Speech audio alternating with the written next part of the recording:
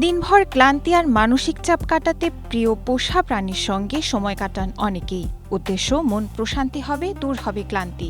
কিন্তু নতুন এক গবেষণা বলছে ভিন্ন কথা, যা সত্যি উদ্বেগজনক।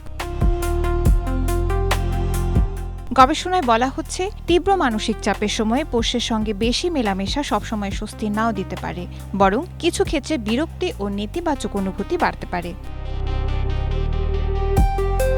ওপেন ইউনিভার্সিটি অব দ্য নেদারল্যান্ডসের গবেষকদের নেতৃত্বে 5 দিন ধরে 118 জন বেড়াল ও কুকুর পালকের উপর একটি সমীক্ষা চালানো হয়। তার ফলাফলে দেখা যায়, স্বাভাবিক সময়ে কুকুর বা বেড়ালের সঙ্গে সময় কাটালে মানুষের মেজাজ ভালো হলেও তীব্র মানসিক চাপের মুহূর্তে পোষা প্রাণীর উপস্থিতি সেই চাপ কমাতে উল্লেখযোগ্য ভূমিকা রাখতে দেখা যায়নি।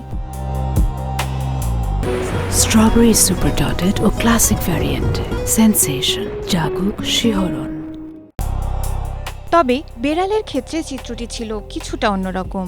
গবেষণায় দেখা গেছে, প্রচণ্ড মানসিক চাপের সময়ে কুকুর যতটা মানুষকে সহানুভূতি দিতে উদ্গ্রীব থাকে, বেড়াল থাকে ততটাই উদাসীন। ফলে কেউ যখন প্রচণ্ড মানসিক চাপে থাকেন, তখন জোর করে বিড়ালকে কোলে নেওয়া বা আদর করার চেষ্টা উল্টো অস্বস্তিকর পরিস্থিতি তৈরি করতে পারে। বিড়াল সরে যেতে চাইলে, ফোঁস করলে বা থাবা মারলে মালিকের বিরক্তি আরও বাড়তে পারে।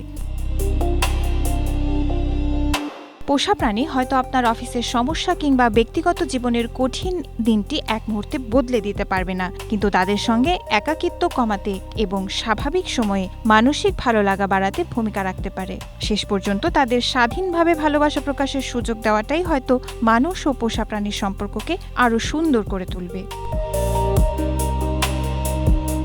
গবেষণায় দেখা গেছে, স্বাভাবিক সময়ে কুকুর বা বিড়ালের সঙ্গে সময় কাটালে মানুষের মন ভালো হয়, এটি সত্য। কিন্তু যখন একজন মানুষ প্রচণ্ড মানসিক চাপে থাকেন, তখন পোষা প্রাণীর উপস্থিতি সেই চাপ কমানোর ক্ষেত্রে কোনো ভূমিকা রাখতে পারে না। অবাক করা বিষয় হলো, কুকুরদের ক্ষেত্রে কোনো পরিবর্তন না হলেও বিড়ালের ক্ষেত্রে দেখা গেছে একদম বিপরীত চিত্র।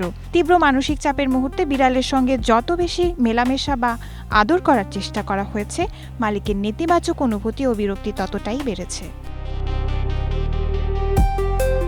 Desk report, Asia post.